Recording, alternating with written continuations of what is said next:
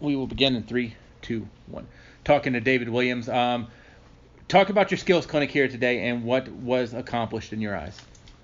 I think it was a great chance, Bob, to get the kids back out, get them acclimated in regards to what the expectations are from a playing perspective.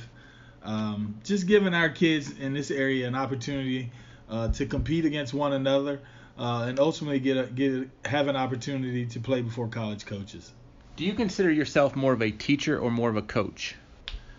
A little bit of both. I say from a professional perspective, a coach, but from a player's perspective, I'll say a teacher as well. For the simple fact, I think I can manage situations well, which I think most coaches need to be able to do. And then I also love the skill development side of it. And so that is the portion of it that we offer, when we have these yearly clinics in regards to the ESD clinic.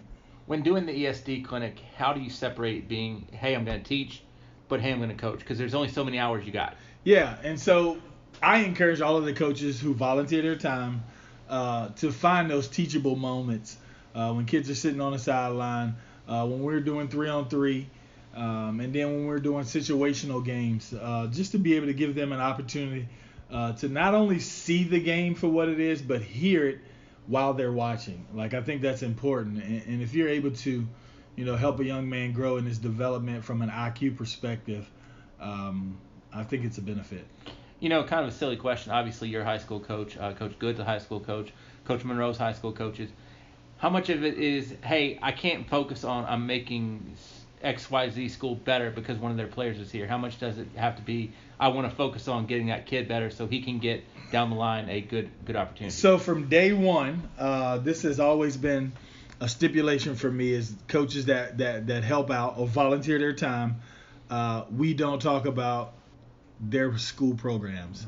It's specifically about the kid in itself and the experience that he has with us, being able to grow, being able to develop, and being able to take one or two things away that we show them at this clinic that will ultimately bring them success and help them grow their game from a high school perspective. So we never talk about Jefferson Forest. We never talk about Liberty. We never talk about William Fleming, Roanoke Catholic. It's simply all about the individual kid gaining an individual skill. How much are skill clinic developments needed to help the area get better in basketball as a whole? You probably could do one or two a month, to be honest. But at the same time, we understand that, kids play multiple sports, and so from a benefit perspective, it's hard to kind of choreograph 2 clinics a month and have kids to commit to that. Because you get into your winter sports, your fall sports, then your spring sports. Or I said that order backwards. But then you have travel as well, and so it just depends on where a kid's commitment level is, and is he doing anything from an extracurricular perspective that would take away from that. And again, back to the coaches, from a Division III standpoint, how much does it help those guys that are coming to watch and check out those prospective players? Maybe not for next year, but for 2 or 3 down the road. Yeah, so great perspective. I had a lot of great feedback with the 10 or 12 coaches who did actually visit us today.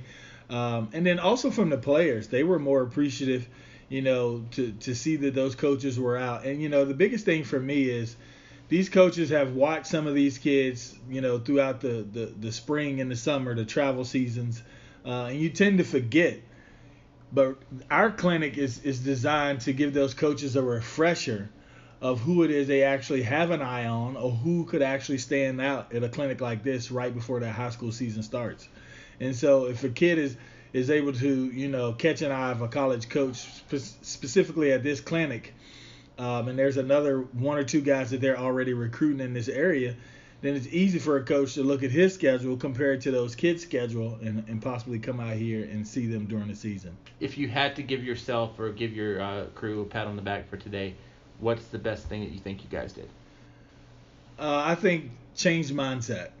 Honestly, the biggest thing for me is having kids understand what it takes to compete at the college level. And, you see us high school coaches, putting kids in different situations. And we're doing that before college coaches. And those college coaches they have an impact from a standpoint of their eyes are different than what us high school guys are, and so their eyes reflect how kids fit in at the next level. And so being able to share that information back to the kids, at the end of the clinic is important. And so just being able to compete not only athletically but also from an academic perspective, understanding what it's going to require a kid to be able to play at the next level is very difficult. And so you have to be able to have the full gamut to be considered a next level recruit. Coach, appreciate your time. Appreciate it, Coach.